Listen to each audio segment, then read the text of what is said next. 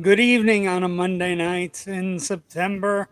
Welcome to Generation Movie. My name is JW Colwell. Remember the that 21st night of September. okay. Isn't it December though? No, it's September. It's the Is it 21st night of really? Okay. September. Yeah. Okay. Well, welcome to Generation And I'm not Movie. going to sing anymore because, I don't have Copyright. boxes. Copyright. You don't want to sing it because Well, of copyright. Welcome to Generation Movie, the EDWINA Pearl High episode. Because we're naming all our episodes this September after the high schools in the said musical teen comedies or teen movies from the 80s that we're doing. I am JW Colwell, joined as always by my host, my co-host in crime, 15 minutes earlier tonight to placate a terrible, awful addiction I have to football. So thank you for joining us.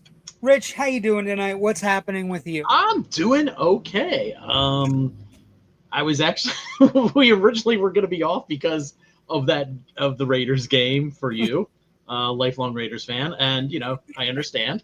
And I actually had been looking forward to getting some stuff done around the apartment tonight, and now I'm not. Now I've ruined it. I've ruined everything. You've ruined it.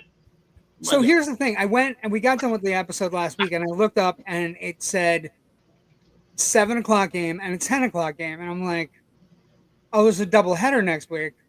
Like, maybe we could get an episode in. I don't want to miss any of the movies we picked for our back to school September episodes because they're all fun movies. So I'm glad we could get it in, and we'll make it work, and we'll see how it goes.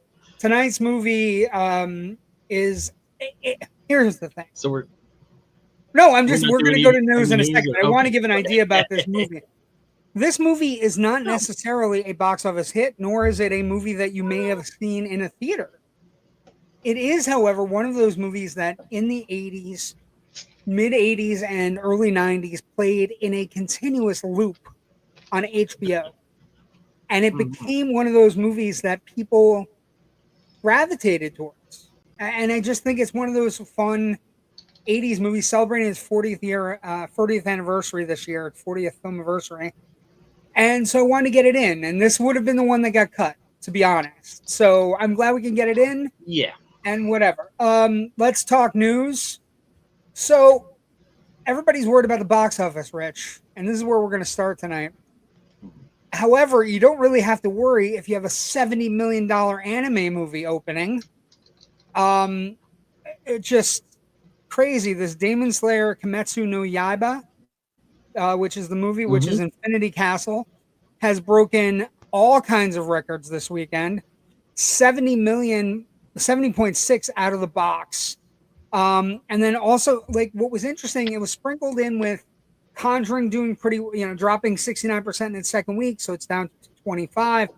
But that movie's already at 130 million in 2 weeks, domestic. And then you sprinkle in Downton Abbey, which had an $18.1 million opening. And then you sprinkle in The Long Walk. Short of what they thought it was going to make. They had it at 20, I think. I think they did. Yeah. But also then they had also The Long Walk, which, isn't the easiest of sells. Grossed 11.7 million this weekend. So a lot of people have aversion to foot violence. You don't want to see like people with a bear trap around their ankle. Oh, that's a Quentin Tarantino, baby. Well, he has a foot fetish. That's a whole different thing. But yeah, what happened to the girl's leg in Death Proof? Okay, that is true. I know. Thank you. But I know. But it feels like The Long Walk was marketed in that one trailer with nothing but foot violence, and was just like, yeah, no, I'm not going. No, I'm good. Well, here's the thing. You. I will say, I think the interesting thing. So this is the number one movie of the weekend. I wouldn't have guessed $70 million, Rich. It was playing in our IMAX screens and our Dolby screens, so I should have had a hint. But these movies are very front loaded with very big fans who come out opening weekend only. And I think it's a real interesting kind of thing. But what I viewed it as, it's like a specialty weekend at the box office, right? You got The Conjuring for the horror fans. You got the Long Walk for the Stephen King fans and people who are gluttons for punishment, like me. I loved it, by the way. I think it's one of those movies, like, the violence is brutal, the fascism is real. It is a difficult watch, but young Mr. Hoffman and David Johnson, who really turned my head in Alien Romulus, are so good. And it's such a good male friendship movie that we don't have a lot of. Like, I was thinking about it, like, it reminded me a little bit of The Shawshank Redemption, right? It's Stephen King, I know. But we haven't had a movie about male friendship or male bonding, and especially young male bonding, right, in a long, long time. Stand By Me is a long ways away, right? The Goonies, things where males were bonded together, and kind of a male friendship movie. And this is very much a male friendship movie. And Rich, it's not lost upon me the week that this movie is coming out, where we're fighting fascism, and we have sad, lonely white men. Speaking of the Goonies, I see that some of the cast are doing tours this summer, or this winter, with the film, because coming to here in Pennsylvania, we've got Corey and Green. What's her first name? I'm suddenly Andrea. Yeah, Andrea Green. So, doing that at the local at the Kirby Center in Wilkes-Barre, and I was kind of thinking about maybe doing that. Last time I saw Goonies was on the big screen was at the Kirby, on their 10th anniversary of being reopened. They had this tattered old print that they showed, but it was lovely. The interesting thing, like, the Goonies for me is always going to hold a special place, because that is one of those. My dad went to a screening in 85 when it came out, and we went to New York. We saw the Beekman, and everybody was in attendance, and it had the octopus scene, and the later is cut and is supposed to be, Data showing off. But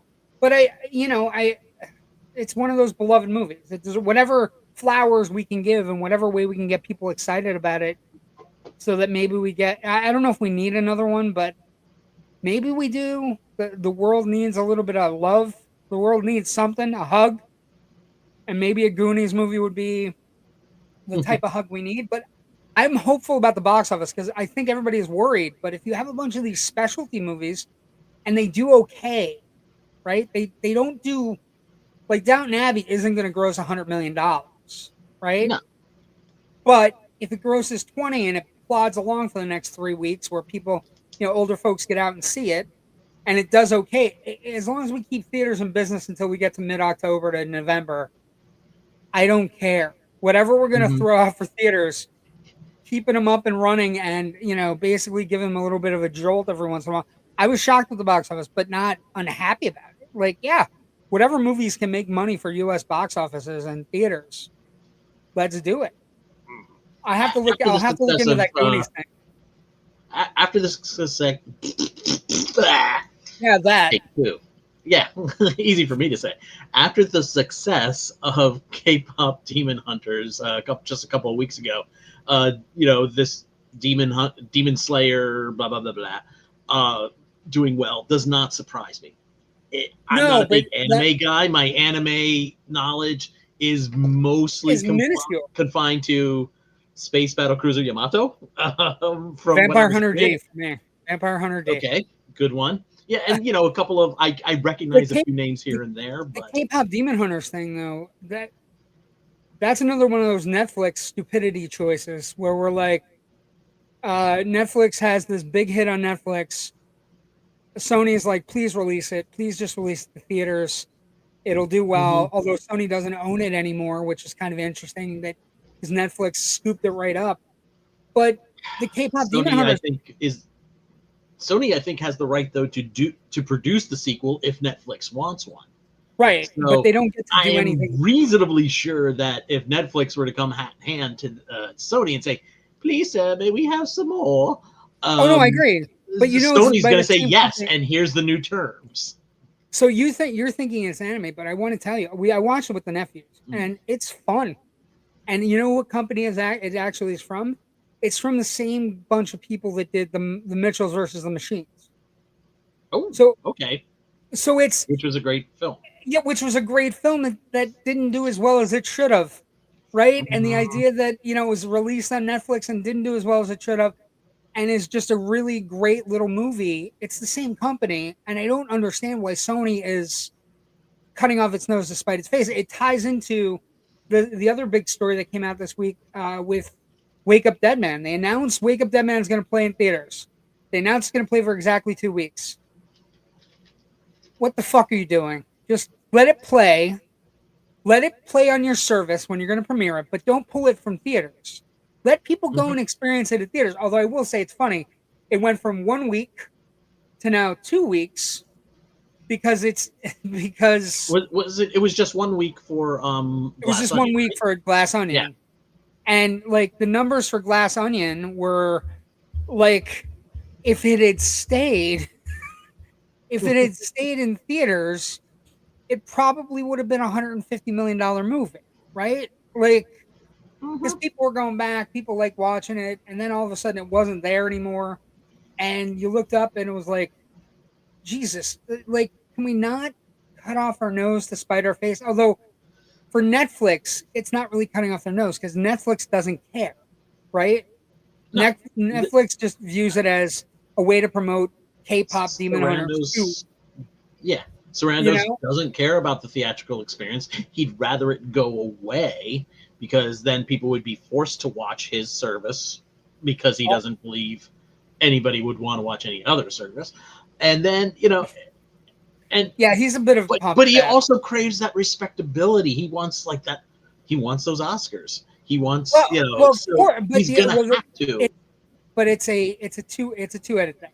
It's not just that he wants the Oscars. He realizes that in order to draw the talent that he wants, he really does want respectability. The talent he draws, like the people that are going to come, like Gerwig. Gerwig is doing the Lion, the Witch, and the Wardrobe, right? She's doing the remake of that. They bought the rights to that.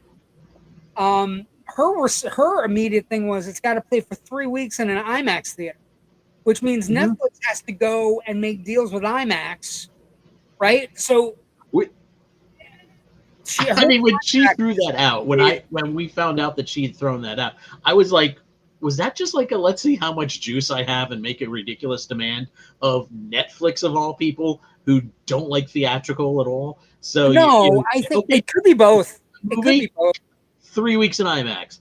I think it could be both, but I don't think she was doing it. I just think she was like, look, I feel like this movie. I want her to be using that juice. I want her to be throwing that. I want her to have that swag for the people who don't understand the magic of Barbie. But anyway, like, so yeah, I mean, but for her to make that demand, and then Rian Johnson, apparently this is the last Benoit Blanc movie at Netflix because that contract is up. It was for the first movie was they're on to Netflix, and then the second, third sequel movies. That's it. The rest are like he's going to take it to a different studio. Yeah, they can go back to Lion. It was Lionsgate, right? Yeah. He can go back. He can go back wherever the fuck he wants. But those movies are. We don't. I've not read the contract. However, if Netflix doesn't have first option on a 4th, 5th, 6th, 7th movie, I would be kind of surprised. I would imagine Rian Johnson's going to go to Disney. Disney is the easiest one to go to in this. And for me, Disney is the only one that has like the same kind of like Netflix swag with regards to its streaming service, but also the want and need to make movies for theaters because they understand the importance of it. How about the new? Maybe Apple. I can see Apple just see Apple doing Frank's trunk too, and they say, "Hey, we've got this deal with Warner's, so we can get it in the theaters." And that is like a great thing, like. F1. If F1's a Netflix movie, who knows if we see it in theaters where it needed to be seen? Yeah, and you have the cachet of saying we stole this franchise from Netflix. Yes, you get somebody gets the cachet. Well, whoever wins that gets to say we stole this from Netflix. But like I said, Johnson's already fought with them twice. He's already exhausted his. I feel like Johnson is like, fuck this. I can't handle this. I don't like this. I want my movies on screens. You know what I mean? Like, and I think my that's only. I think that's the next big streaming fight for me is the idea that some of these filmmakers and some of these people are not going to want to work with people who will not back theatrical release. You know, you know that somebody like Christopher Nolan is in everybody's ear going, yeah, well, if you don't go to a big screen thing, that means you don't get to use the IMAX cameras. That means you don't get to do. Are you really a filmmaker at that point? Just ask. Right? My complaint as a fan, though, is, no matter if Rian Johnson were to take the franchise elsewhere, somebody else picks it up. Even if he wants to, he might say, you know what, let's rest Benoit Blanc for a couple of years and let's go do a couple of other things and come back. I'm going to have a shelf with Benoit Blanc 1, 4, 5, 6, whatever, but it's always going to be missing 2 and 3 in physical media. Because I don't see Netflix really, unless like Criterion were to come along and say, we want to do the Benoit Blanc trilogy, you know, as a Criterion edition. I don't see them doing, you know, releasing out the films to even a boutique label like, say, Shout Factory or Arrow or somebody like that to do a physical release, because that's antithetical to the whole Netflix ethos. So here's some of the particulars. So let's see. April 2022, Netflix shook the film world when it announced purchasing the rights to Knives Out sequels from Rian Johnson. Deal was reportedly worth $400 million. He will not likely return to Netflix following Knives Out 3.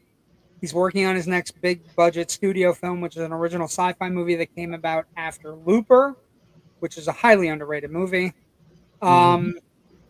So and basically the reason he wants out, and he has stated this, he's not happy with Netflix's business model. There are Daniel Craig and him both pieced together the idea that the Glass Onion sequel not getting a proper theatrical run cost the movie itself $600 million worldwide. That might be a generous estimate, but it did. I don't think it's generous. Like the first, it cost them money, and you know, I think so. Wait, so I don't know if it's generous. It grossed. Hold on, looking at the data right now. Played a week, Rich. It grossed 15 million. Played a week, grossed 15 million. Played on 600 theaters. Yeah, if AMC wasn't boycotting Netflix at that time, yeah, it probably could have been on 1,200 screens.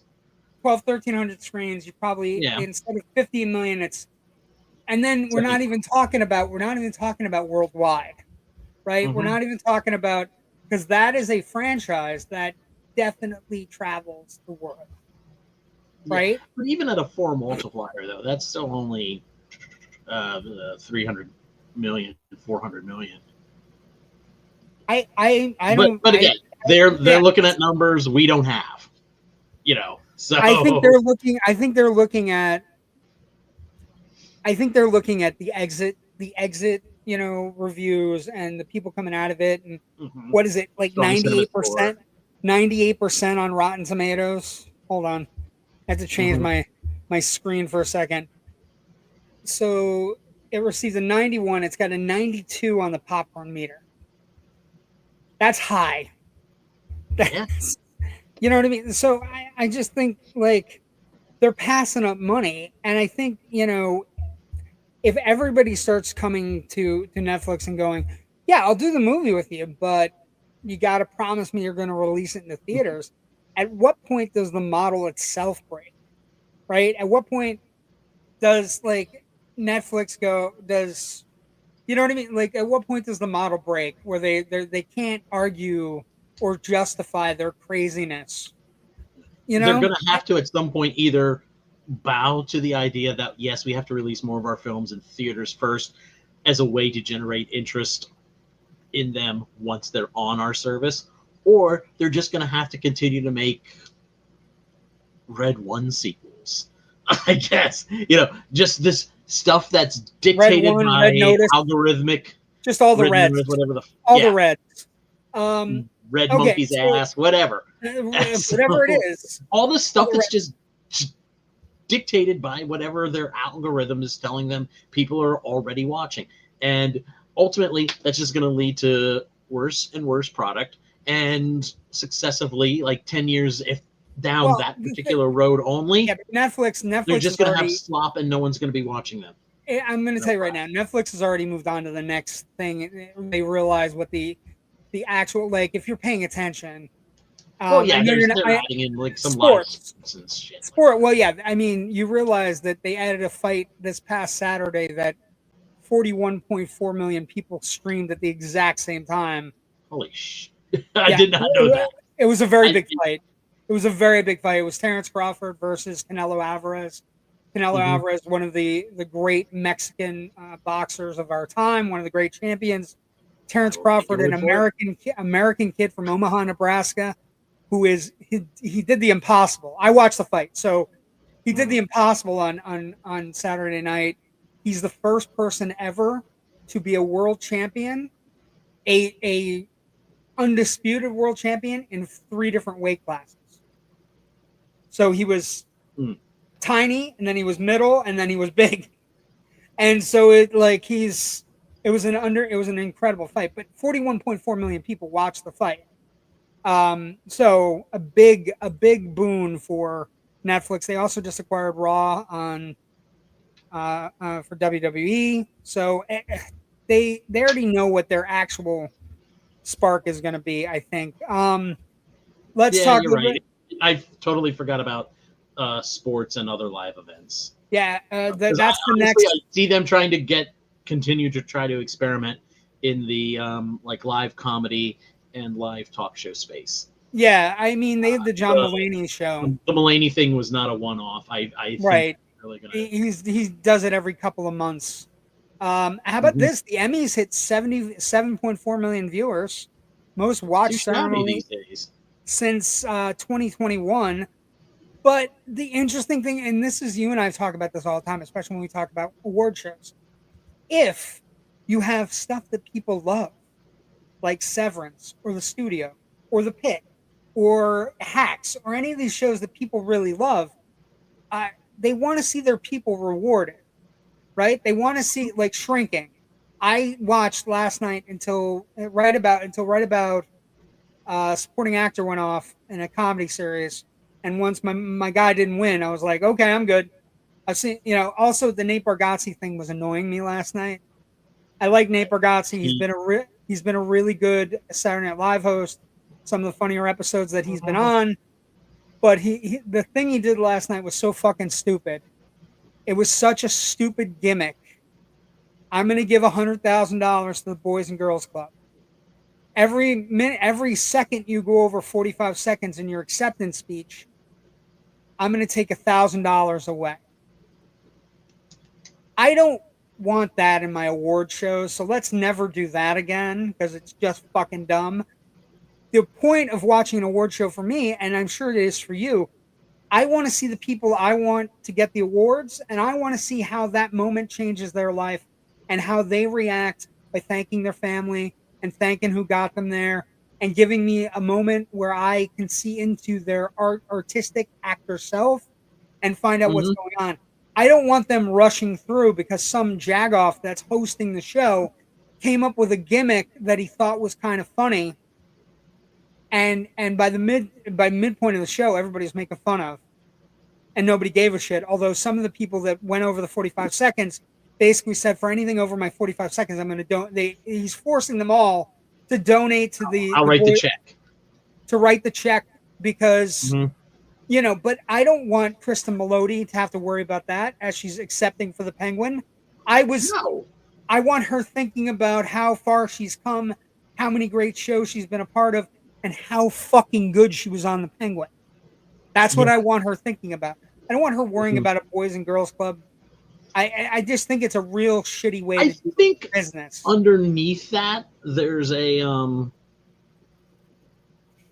proactive way to do it, but I don't know. This whole joke, and I'm using very sarcastic air quotes, that there's this subtext that's saying, you Hollywood types are all long-winded windbags. I'm gonna make you cut it short, and if you go over what I think you should, the allotted time I think you should have, I'm gonna make you look like an asshole for taking money away from this charity that I want to give to. There's a which is bullcrap, because they wound up giving the full $100,000 to the charity anyway. Well, they ended up giving $350,000, but it didn't change the fact that it's almost culture war bullshit. And I was kind of like, when just hearing about this, I'm like, I reject that idea. And if I were a producer, I would have smacked him upside the head.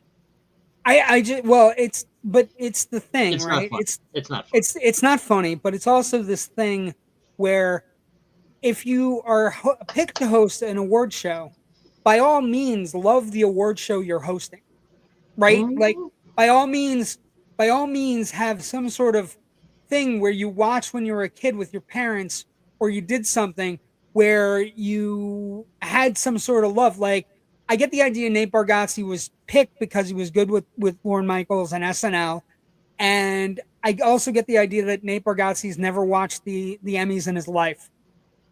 Right, so you want to hear a dirty little secret? You've never watched the Emmys either? No, I've watched the Emmys. Okay. I don't think I am very much. I know in the minority of thinking Nate Bargatze was not a great SNL host. He's terrible in most of the sketches, and that whole George Washington thing is so. He did it last night. And that's all he has. Yeah, I did see. I did see somebody say he did a reskinned version of the George Washington sketch. Yeah, to which I was like, well, I don't care. Yeah, because I never found it that funny. Anyways, I thought it was an easy premise. It is an easy premise. I just think it's one of those things where he's how do I put this? He's not odious. He's not Shane Gillis. He's not any of these other MAGA. Not Ricky Gervais, right? Who is so disgusted that he has to be there. Right. He's not acerbic to the point where he melts your face off. He's kind of just a nice guy that happens to be a $1 million comic.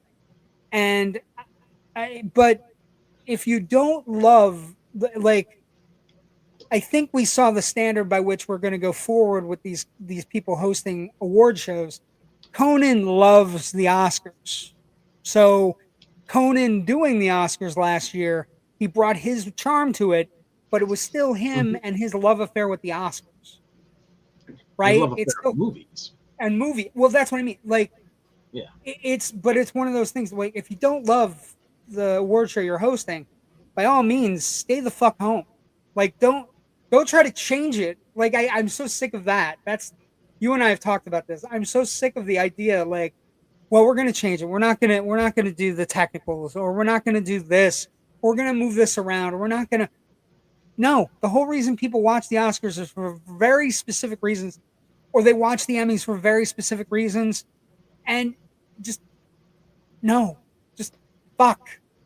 If people will watch, and if this year there happened to be a really good bunch of shows. Andor won a writing award. I can't think of a better, more deserving. I can't think of a better, more deserving Star Wars show to win a writing award. Kristen Melody was amazing on The Penguin. Mm-hmm. She won for Best Actress in a limited TV series. And Harrison Ford didn't win, but it was just having Harrison Ford in the crowd on the red carpet. I saw him on the red carpet for CBS, and he was hilarious. They were like, so this is your first time getting nominated for an Emmy. What's that all about? And he goes, I've never worked in television. Like, wait. I can think of 2 times he was on television. Yeah, but it was like, I've never Star Wars Holiday Special. Yeah, but I think it meant one wraparound segment for Young Indiana Jones Chronicles. I've not the when he's the old man playing Mystery of the Blues. Yeah. But the funniest thing was like, well, I've never worked in television. Like, he put right into the mic. He's like, I've never worked in television before. Like this, like matter of factly, like, that was a stupid question, but not rude. Like, curmudgeonly and fun. And then And also his very first television appearance, last episode of The Fugitive. As a cop, he had no lines. he had no lines. Also, Mhm. let's not forget that Dead Heat on a Merry-Go-Round, where he was not a television show, but a movie where he played a bellhop before he became who he Oh, is. oh God, Also, that's great. that's exactly right. Paging. But he was hilarious. He was also part of the opening portion of the show where Stephen Colbert came out with his resume, and he handed the resume to Harrison Ford and said, "Can you get this to Mr. Spielberg?" And Harrison Ford's like, "Yeah, I guess." Like, so he was a part of the show, which is, for me, I'm a Harrison Ford junkie. I can't get enough. And when he performs and acts and stuff, I just find him to be amazing. But everything went where it was supposed to go. The studio won best comedy series. The Pit won best drama series. So 2 new shows. Um, hold on. So wait, we got comments. Good evening, gentlemen. Thanks, Joe. Good evening, Ken. Evening, I thought JW was busy Joe this and Ken. morning. I am. I will be busy in exactly 42 minutes. So we have plenty of time to talk about the movie we're going to talk about tonight. We have a hard out at 9:59 and 59 seconds. Hard out, so I can get into my Raiders gear. Okay, let's talk about the movie we're talking about tonight. There's not a lot of history of this movie, but I did some digging today, and I found some real cool stuff. Yes, amazingly cool stuff. Let's talk about production, and let's talk about, like I said, this is one of those movies. Just one of the guys.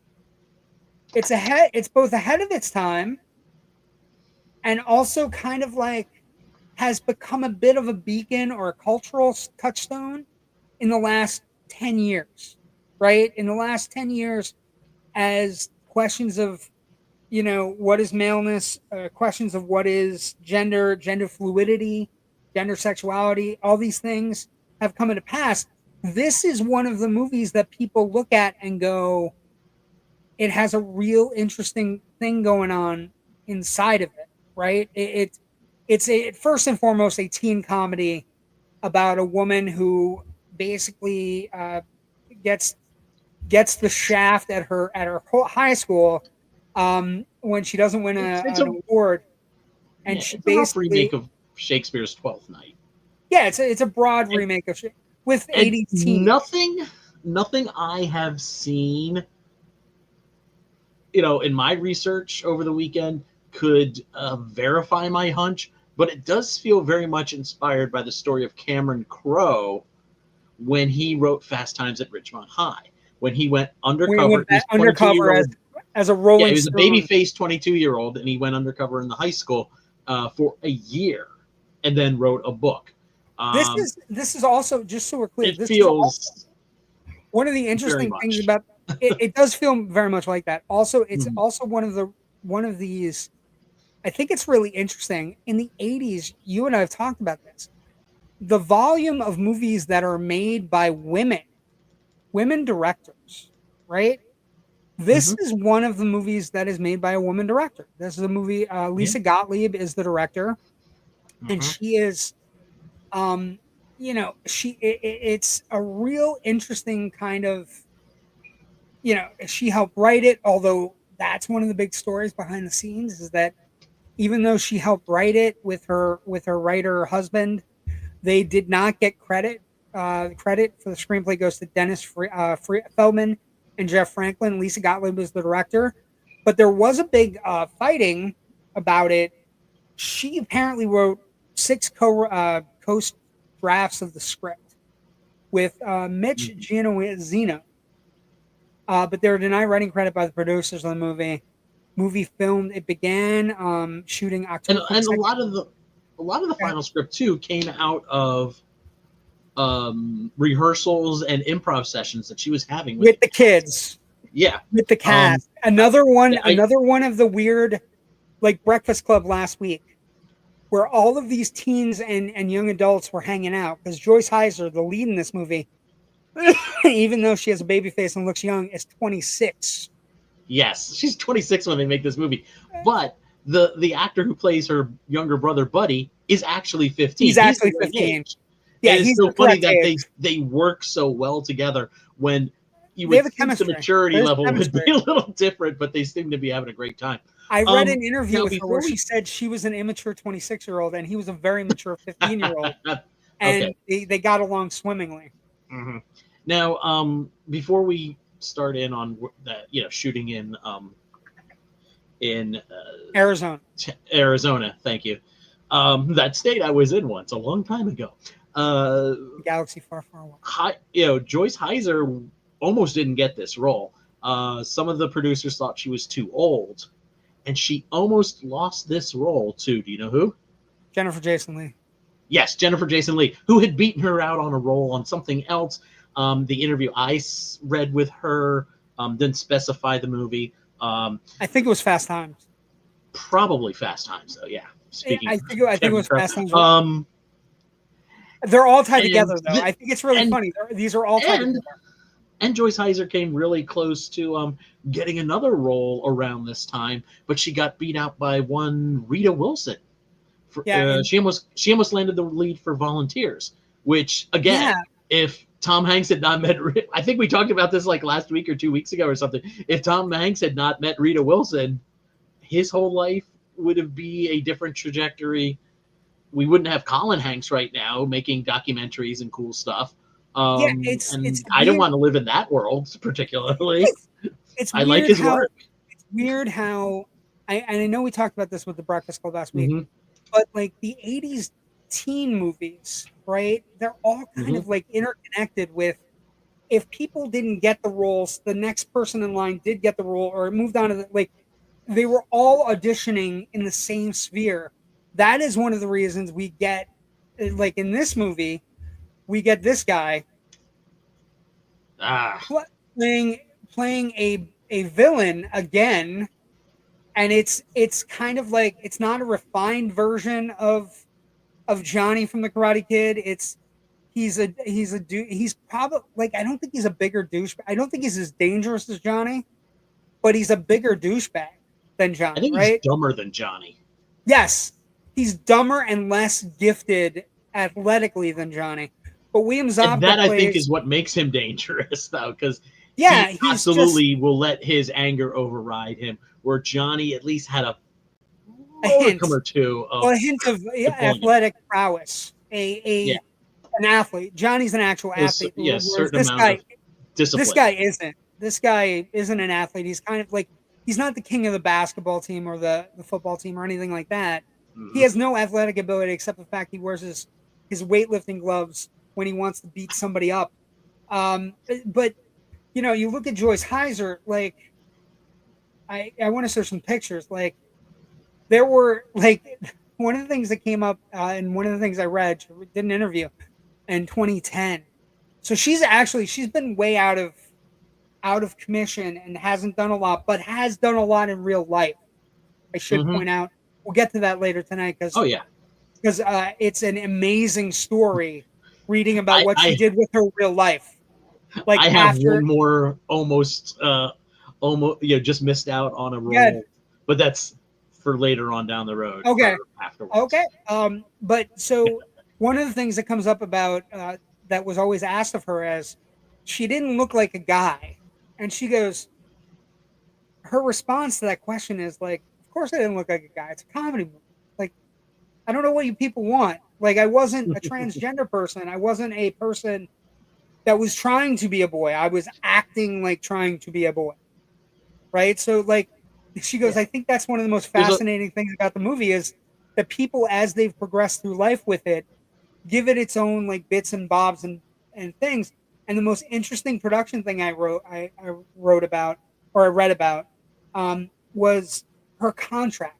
Her contract was Rich. Her contract was ironclad with regards to nudity. Yeah. Right. Oh, yeah. Okay. I was just. Yeah. No. I mean, that's a very important thing to talk about. I don't think we're quite there yet. Because we're talking about first they cast this movie. They go out to Arizona and the Phoenix area to shoot it. So don't be confused by the fact that the prom ends on a beach. That is actually a water park. outside of Phoenix, Arizona, Don't which be had like this really confused. large like natural like wave pond thing. But even once they got out there, they were Lisa Gottlieb, the director, had a little bit of concern that these, that her cast might look a little too old, might not be able to pass for high schoolers. So they called up, what was it, Mesa High School in Tempe. Tempe is, part of the greater Phoenix megapolis. And they said, hey, we're doing a high schooler movie. We're not sure our kids look. Can we come in for like a couple of days as research? And Gottlieb herself was only 25 at the time. So she was younger than Hyser at this point. And, well, still would be. But and Hyser actually has come off of, you do a little research, a deep dive. She's already worked, by this point, has worked with Rob Reiner and Sylvester Stallone. Yeah. So it's an interesting, although I was sad to read, and I knew it, but I was sad to read how upset she was that her scene from Spinal Tap got completely cut out of the movie. Because she said she had such a good time working with those people. But yeah, I haven't had a chance to look at the various DVD releases of Spinal Tap, but I'm sure those cutscenes got to be there somewhere. Yeah, cutscene. Yeah. But so they go into Mesa High School in Tempe, and no one twigs that they're not, teenagers. She and Joyce and like a couple of the others just kind of like hang out for a couple of days, talk to the kids, whatever. None of the kids ever go, aren't you a little old to be here, or anything like that. So I think that's part of it. Everybody in this movie has a baby face. Everybody has a baby face in this movie, except the background extras who have mustaches. Well, yeah, I mean, it's a weird. Then suddenly it's like, hey, who's that 30-year-old at the salad bar in the cafeteria? I think that kind of like is what makes the movie kind of special. I think it's one of the one of the reasons the movie stands out for me is that Hyser is so ebullient. She is like, you root for her as a character, you root for her as an actress. Like you're rooting for her every step of the way, even as things kind of crumble around her.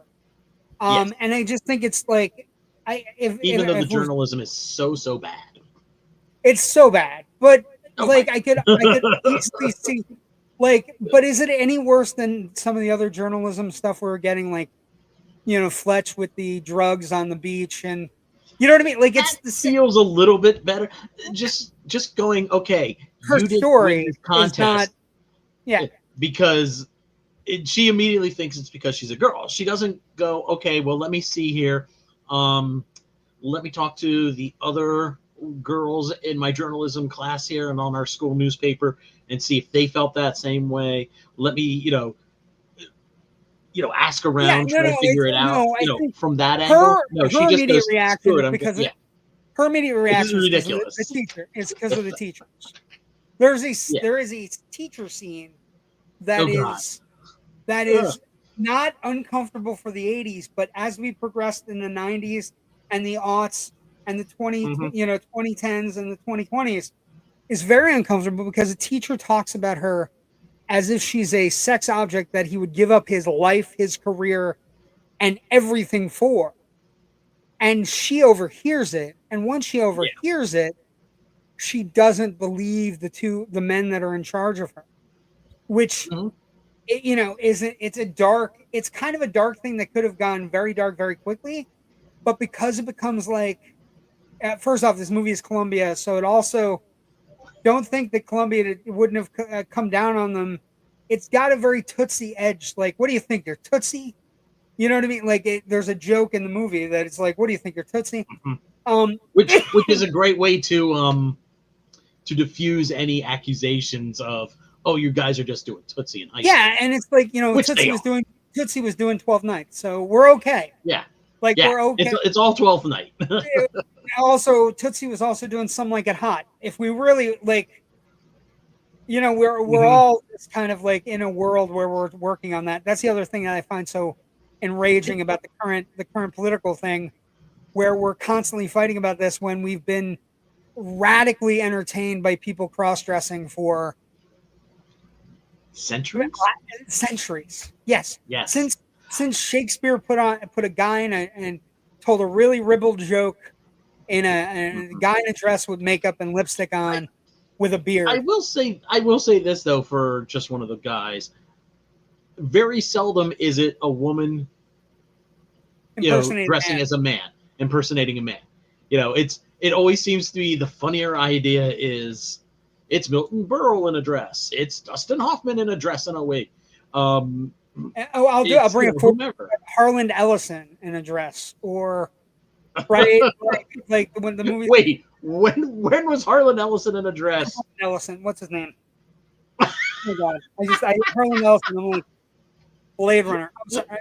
I'm sorry. Futurist versus who's the guy that did can't think of it now. I'm gone up and on. It's okay. We're moving on. But yes, plenty of people have been in dresses. Robin Williams?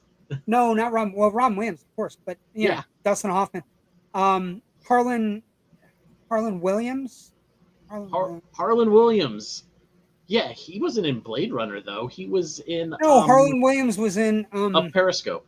Ooh, A Periscope. There you go. There's a movie we just don't talk about enough anymore. there's a reason for that. Oh yeah, that's right.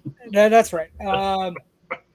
But I think the interesting thing here is it's like they do a really good job production wise, and like you're saying, I think it's really interesting. It's the second movie we've talked about in this little oeuvre that we're doing, where people have apparently sat down with their casts and done improv work and to get a real connection among the core people in the group, and you really see it in the production. You see it in Clayton Rohner with Joyce Hyser and with Zabka, with both of them, right? And and Buddy, the kid playing the brother is hilarious. Like he's funny. It can be a little broad at times. Like, okay, we get it. You're a horny teenage boy, and you seem to be a little eloquent about that. A little too eloquent about that, though. Well, like there's a I know I'm stuck in this world, right? I'm stuck here. Oh, the pain of being a teenage boy. But the production goes pretty well. There's nothing aside from the weird credit stuff and the idea that we can talk about it now. Hyser had a very strict clause in her contract about nudity. Well, I did want to also touch that just off the top. They shot in almost entirely in chronological order of the film, which is very rare. And as I was rewatching Same as Breakfast Club, which is the Breakfast Club had the 3 weeks of rehearsal, and they filmed in chronological order. And this movie had 3 weeks of rehearsal and filmed in chronological order. But it happens almost simultaneously. I mean, I'd have to double check a few things, but it's not like doesn't feel to me like one saw the other doing it and decided to do it as well. No, I don't think that's what it is at all. I just think it's just a good idea to sit down and rehearse. It's a really good idea on a movie of this type if you're trying to get. Oh, and they brought in a male actor to help Joyce Hyser with walking like a guy and stuff like that. Yeah. And they do the script rewrites, they do all these things.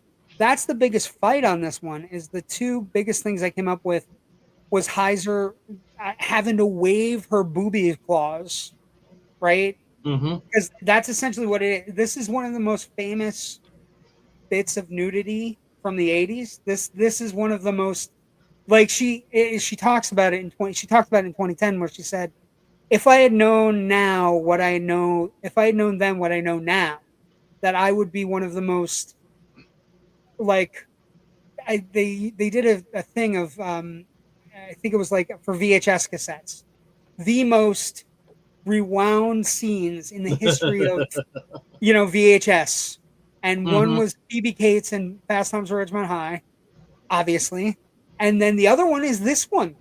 This one is one of the more famed ones, right? Because it's a PG movie, and it happens at the end of the movie, and it doesn't even you don't even see it coming, but she had to waive that clause. And one of the things that she said was that was her decision. She wrote, between there was a long-going conversation between her. She saw the movie of both and Gottlieb, right? They basically she showed her two versions of the scene. Yeah, they shot it from two angles. They shot it from two angles, and basically she said, "This is what happens when you don't show your cleavage, and this is what happens when you do." And Hyser came out of that meeting with Gottlieb saying, "I think I got to do the boob scene. I think the boob scene works better." And Clayton's reaction works better if he's looking at them. And, and so it becomes this weird thing where she goes, do I regret it? Maybe, but also it made the movie special in a way that not that I necessarily wanted, but it was the most honest reaction and most honest pairing of scenes, right? And I thought that was really interesting. Is that she basically said, would I do it again? I don't know, but I did it, and once I did it, it became kind of a touchstone. The other thing about the production, there are younger actors in it that you might recognize, like Ari Gross plays one of the weird kids who thinks he's from Venus. And the two sci-fi nerds are characters you could excise from this movie and nothing would be lost. Nothing, you wouldn't lose anything. I wouldn't want to lose the lizard guy though, because he's fun. The lizard guy is great. Yeah. But for me, the sci-fi nerds are not funny. They're the worst stereotyping of nerds. I mean, we've seen other movies from this era that kind of hit those points much better. I think I would agree with that. Yeah. But also, let's face facts. You're not caring about that particular actor. You're caring about this particular actress. Oh goodness, yes. Yes. So one of the rumored reasons, she got cast in this, and one of the rumored reasons it played on a eventual loop on HBO was because that year, or that right around that time when it started playing on a loop, was when Twin Peaks hit, and she was in it. So and Sherilyn Fenn, yes. Yeah, Sherilyn Fenn. One of the great. She has a great role in this. She's actually really, really engaging in this, as like the girl that wants Terry for herself, and doesn't realize that Terry isn't coming on to her, and frankly doesn't understand why, and frankly, you and I couldn't understand why either when we were kids, but it is what it is. But that's the production. Box office, Rich, not what we would call a box office hit. The movie was only made for $5 million. It cost $5 million. It opened on 1,215 screens in April 26th, 1985. So before summer hit, it grossed $3.3 million in its opening weekend. It lasted 4 weeks in theaters, though, eventually grossing $11.3 million. But if you adjusted for box office domestic right now inflation, it would gross $36 million today. Not bad. But again, where it gets its drive is that it goes into rotation on HBO. It goes into rotation on HBO, and it just becomes one of those movies that you might come home from school and it might be on, and you might end up watching the entire thing, which may or may not have happened at least 7 times in my life. Right? I mean, that doesn't sound like an admission of anything. It's one of my favorite movies. I love it. I love it to death. I think it's just one of those. I'm not saying it's like The Breakfast Club or that it's like any of the major standout movies, but it is one of those movies that when I was watching when I was a kid, I felt it was a step above the other shit that we were watching. Do you know what I mean? Yeah. And that brings us to critical response then and now. I don't think it's not a Shakespeare. It's not super great, but where it stands out for me is that it is Shakespeare. It technically is. But you know what I mean. Where it stands out for me is the performances are really good. Joyce Hyser is really good. Clayton Rohner is really good. Zabka is a perfect villain. If you want an 80s teen movie, if he doesn't show up, you should be disappointed. But it also, like, how well it nails how Terry feels about getting shortchanged because she's a girl, or how she kind of writes the story about all these guys that are around her that she sort of sees for the first time. And even though the movie is very superficial and, you know, he only looks good because of how I dressed him or anything like that, those negatives go away when you get the idea that, you know, the scene with her and Buddy, the first time she decides to comes up with a plan, right? There's a great scene in the movie where she comes up with a plan and he's like, "You'll be fine as long as you don't move." Right? Like, you know, it's also the place where the all balls itch thing comes into play. It's one of the great lines in the movie. Maybe my balls don't itch. All balls itch. And so, but it's this great scene where he is trying to show her how to scratch her balls. And then he is also trying to show her how guys move. And the thing is, when you realize it, the genius of the scene is that Buddy doesn't really move in a natural way. He moves the way he's been taught by other guys. Or the way he perceives other guys' movements. So it's this incredible, it becomes like in this day and age where we talk about gender fluidity, the reason the movie has achieved some sort of timelessness to it is that it's asking questions about gender fluidity and you know, just how people move and how people feel in their skin before its time. This was 85. We had no concepts of any of this, you know, and it's ahead of its time. And I think the reason the movie kind of achieves a success where it's talked about today is because if you watch it, you can see the hints at understanding things on a deeper level. And I think the movie does that. The movie has a real nice grasp of who Terry is, you know, who the guy is that loves James Brown. James Brown gets a shout out in the credits, by the way, as does the Playboy Channel, which is hilarious to me, because of all the Playboys in Buddy's room. But well, James Brown came on the set for 3 days to teach him how to do those moves. Yes, that's why he gets the thanks. But it's just the idea that you create a character in the 80s that's fascinated by James Brown. It's got enough quirk to it where you sit back and you go, this is a step above, just a step above. And it recently started getting the flowers, Rich. It was, I think Entertainment Weekly did the 50 best 80s teen movies. This movie's on the list.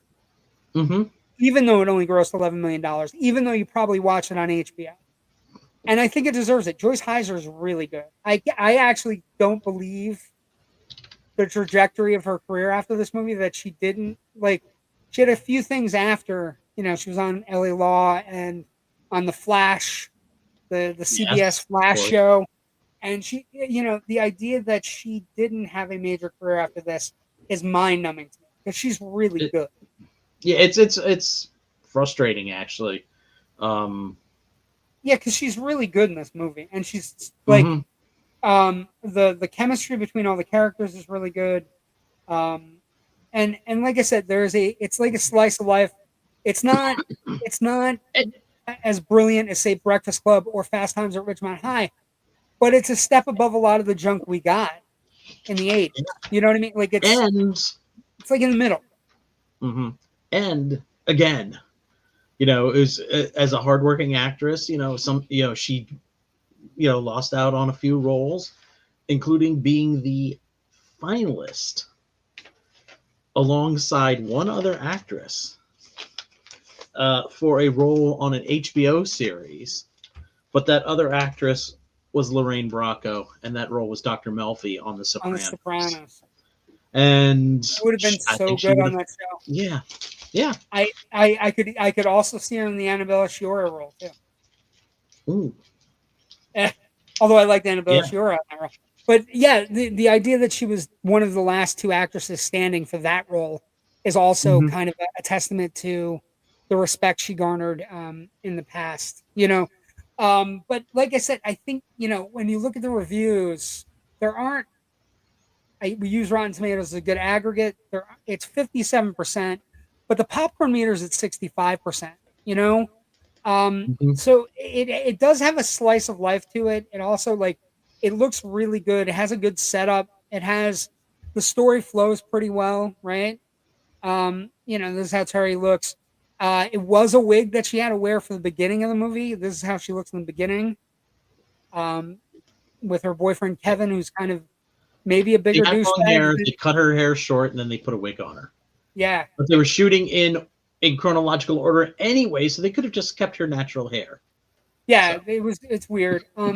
Excuse me. But like she is very stylish in the movie, and this is the scene with her and Buddy. And like I said, you can't go wrong if you have this guy as the villain, right? There is an amazing sequence in this movie that every kid wishes they could have their bullies taken out. There's a sequence where, you know, the Greg Toland is basically taken to task by Rick Morehouse, who's who becomes the hero of the piece. He's taken to task by him embarrassing him at his own game, right? Of dumping the lunch trays on everybody, and the lunch trays fall on him, and it's just a really great sequence, and it's like it screams like, you know, it screams like real. It actually plays real. It tracks real. There's Ari Gross playing one of the nerds, which isn't great. Again, but the movie plays out well. Shirts and skins, the gym class, you know what I mean? Like, and then, you know, the idea that she sets up this guy with a girl that she thinks she's better than, and she ends up falling in love with Rick. You know, it's a delightfully 80s. I wish we had more time with that. The chemistry, because they have real chemistry. Yeah, I think the screenplay, the second act, kind of is there. You know, you get the inciting incident to get her to cross-dress and go to the school. Right, you get her, but we don't get a whole lot of her fumbling around trying to fake being a guy and almost getting caught once or twice outside of like. There's a bathroom sequence. There's a bathroom scene. The bathroom sequence, but it's more just like her being uncomfortable and the gym. But beyond that, I mean, I think there could have been some more about her learning. Well, also more about the story, right? More about the idea that her story that wins is apparently a story about how she fell in love with a guy that she gave a makeover to, and how he can't really stand her anymore because she lied to him the entire time. And along her way, she met all these wonderful oddball guys that are struggling through life, which is kind of fun. And like, we don't hear a lot about that. We hear more about, you know, it becomes a bigger thing with her outside life with her college-age boyfriend, who appears to be like at least 5 years older than her. Super creepy. If we're doing then and now, to be honest. Although I will say the sex and the sex business in this movie isn't anywhere near the uncomfortableness. There are some uncomfortable sequences, but nothing where you go, oh my God, it's Revenge of the Nerds. I don't know that I can watch that anymore. You know what I mean? Like, it's not. I mean, Buddy is horny, but he doesn't, you know, get any actual sex until the end. And that seems like a normal terminal for that character arc. And it turns out it's the girl, you know, Sherilyn Fenn, who basically, you know, 10 minutes earlier. Good time to show the picture. Yes. You know, 10 minutes earlier, you know, Joyce Hyser, Terry was sitting there going, just go up there and take her. I don't care. Just keep her busy. You know, it was like, she needs you. Half pimped out this girl who showed up at your house to throw herself at the boy she thought she was interested Well, in. I think it's more So like that's a little. she's drowning. She's like, she needs you, I need you, you need her. Like Yeah, she's drowning. But I think overall, I mean, it could have gone. That scene could have gone a lot worse. could have gone a lot worse in the 80s. Yeah, We've seen but it go a lot yeah. worse in the 80s. Mm. But what I will say is that one of the things I was in looking at on Rotten Tomatoes and studying, this has become a very much a touchstone film for the LGBTQ community, right? Because it's, one of the reviews that I was reading basically says exceedingly erratic yet mostly agreeable, and also the idea that the film offers potential to address head-on the considerable differences between transgender identities and Terry's gender disguise, which is actually from one of the reviews. And what I was saying is, in the 80s, that wasn't even something we were thinking of, right? We weren't even thinking about it. People were there, but the idea that we understood it or had a concept of it. And I just think it's great that this movie has kind of found a new voice in the 2020s, right? It's a movie that people look at and go, hey, I kind of understand that. Because Terry, the female journalist, and Terry, the super cool Ralph Macchio clone, she has two different embodiments. And they're both like, they're very unique. It's like when Sherilyn Fenn says, dresses like Elvis Costello, looks like the Karate Kid. The way Terry moves as a boy is different. You know what I mean? Like, and I just think that's interesting. It's an interesting side note. Okay, we got to finish up, Rich. I love you, but we got to go. Legacy franchise viability. I will say legacy. No, well, legacy and franchise viability. I think the interesting thing is it's kind of been found again, right? That's an amazing thing. A movie that's 40 years old that somehow in the 2010s and 2020s is still being acknowledged. The other thing is, like, think of all the movies where we don't have a lot of movies where girls act as guys. The one that jumps out is She's the Man, right? So She's the Man is the essentially same thing, 12th Night premise. Yeah. Amanda Bynes, Channing Tatum, Vinnie Jones. You know what I mean? Like, made in 2006. That movie grossed $57 million on a $20 million budget. But this is the movie that kind of led the way for the possibility of that. Right? Most cross-dressing, cross-gender movies are guys becoming women for the comedic effect. Dustin Hoffman, Tony Curtis. But this is one of the ones where it's, a woman becoming a man doesn't happen that often. And so, the legacy is there. Franchise viability, I don't think we're going to get a remake. I don't think it's something we're going to get a sequel to anytime soon. There was some talk 15 years ago, maybe, of a sequel. But again, that was around the 25th anniversary. So, yeah. So people would have said, hey, we had some ideas, but it's been far too long, I think. Right. And before we go, I do want to say, I want to give a shout out to Joyce Hyser, who, did, basically last screen role was in 2014, a movie called The Wedding Pact. But her career, she had various appearances in films, but her, music videos, I Can Dream About You by Dan Hartman, also a ZZ Top song called Pincushion.